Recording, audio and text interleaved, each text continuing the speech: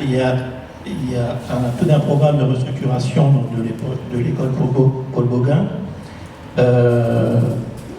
Des bâtiments appartenant à la commune vont être récupérés si mes informations sont bonnes. On aimerait savoir, pour nous et pour les Malestroyens, l'avancée de cette restructuration et quel est le projet, s'il y a projet, des bâtiments qui seront récupérés par la commune. Voilà, alors, donc vous m'avez mis, voilà, y a-t-il des prévisions d'effectifs à moyen terme sur Paul Gauguin? Donc, les prévisions d'effectifs ne sont pas du ressort de la mairie. Ça, c'est très important de le savoir. Elles sont traitées par les services départementaux de l'éducation nationale, c'est-à-dire l'inspection académique du Morbihan. Ce sont eux qui ont ces critères. Maintenant, le rôle du maire, ce n'est pas de faire de l'ingérence dans les écoles et notamment auprès des directions d'école. Chaque école est libre de recruter, de faire leurs portes ouvertes, etc., de recruter comme ils le vont, comme ils le souhaitent. Bon, par contre, les questions relatives aux syndicats, on a déjà abordé les syndicats tout à l'heure. Eh bien, c'est le syndicat, c'est les membres du syndicat qui est autonome, qui, tu peux en parler d'ailleurs, Carole, puisque je sais que tu avances très bien avec nos services techniques actuellement sur le projet de restructuration de l'école. Je vais te laisser la parole, mais je termine juste avant en disant que, en ce qui concerne les locaux que nous allons récupérer, ce que nous appelons les locaux A, c'est l'ancienne salle des fêtes de Vallée 3 qui est devenue après une école primaire, hein, donc cette longère en quelque sorte, qui est en centre-ville, évidemment c'est la propriété de la ville.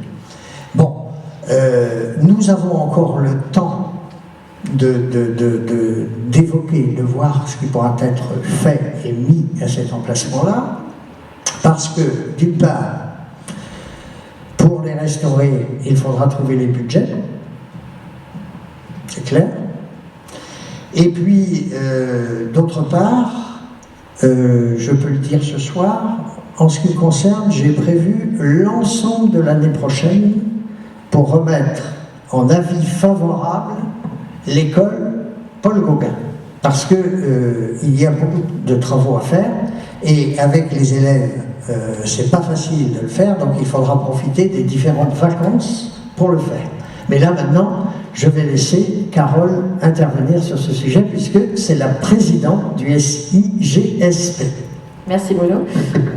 Oui, effectivement, Bruno le sait, on a voulu peut-être précipiter un peu trop vite tout ce qui était fermeture et déplacement des élèves, notamment de petites sections.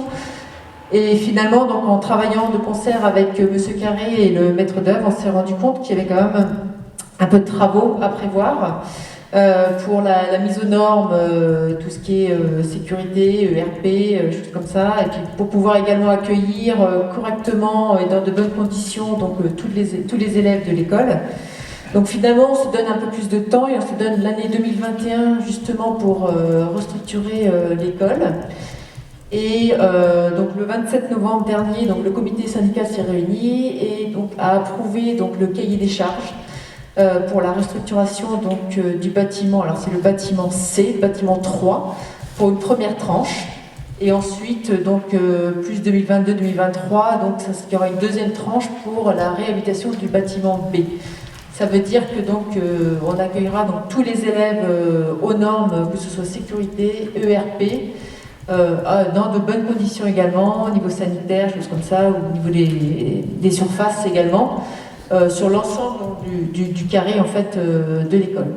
Mais c'est vrai que du coup on prend un peu plus de temps, on travaille, donc je travaille avec les services techniques, avec Gwen également, et on a décidé également au niveau du comité syndical de créer un comité de pilotage travaux qui représentera donc 3 élus, et 5 élus, 2 parents d'élèves et 2 enseignants, pour travailler ensemble.